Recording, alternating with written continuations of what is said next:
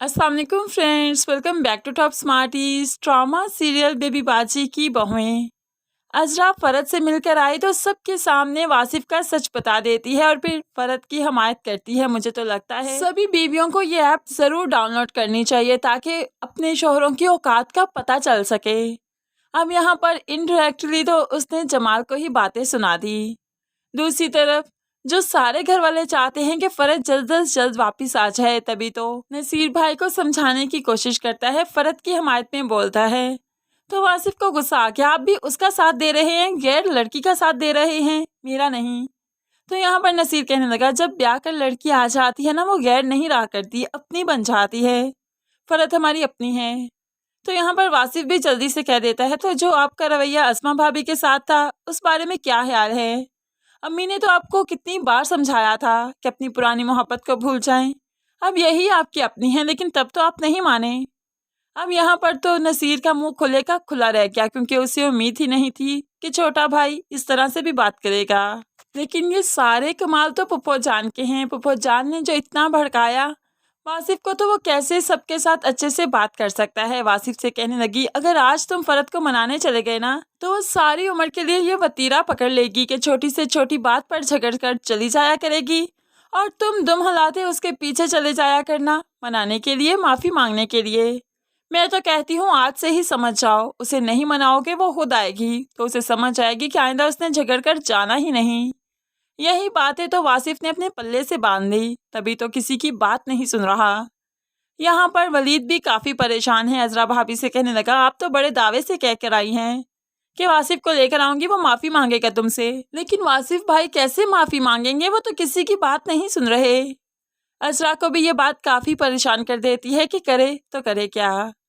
इतने में बाहर डोरबेल बजती है तो एंट्री होती है कैन डॉल की, फरद के कज़न की। सफिया ने दरवाज़ा खोला तो ये शख्सियत देखकर हैरान रह गई, मुंह खुले का खुला रह गया।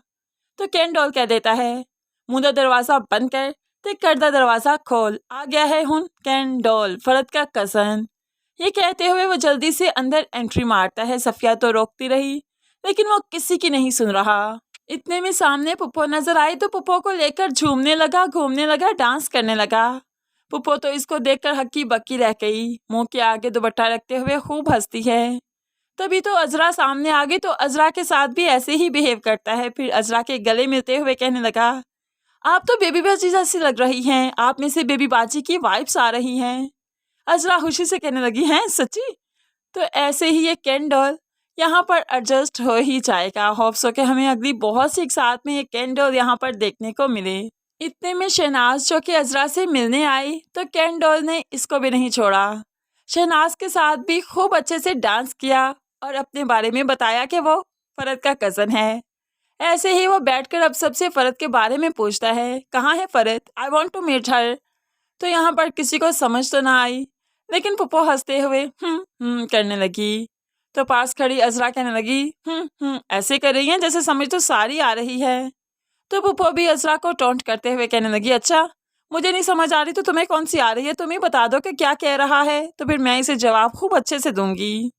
अब यहाँ पर बातें चल ही रही थी कि शोर गुल की आवाज़ सुनते हुए वासिफ और वलीद भी बाहर निकल आए। क्या हो रहा है, कौन आया यहाँ पर? तो यहाँ पर कैन डॉल को देखकर वो भी हैरान हैं। आखिरकार कैन डॉल को सारा मामला बताना ही पड़ा कि फरद कहाँ पर है और क्यों गई।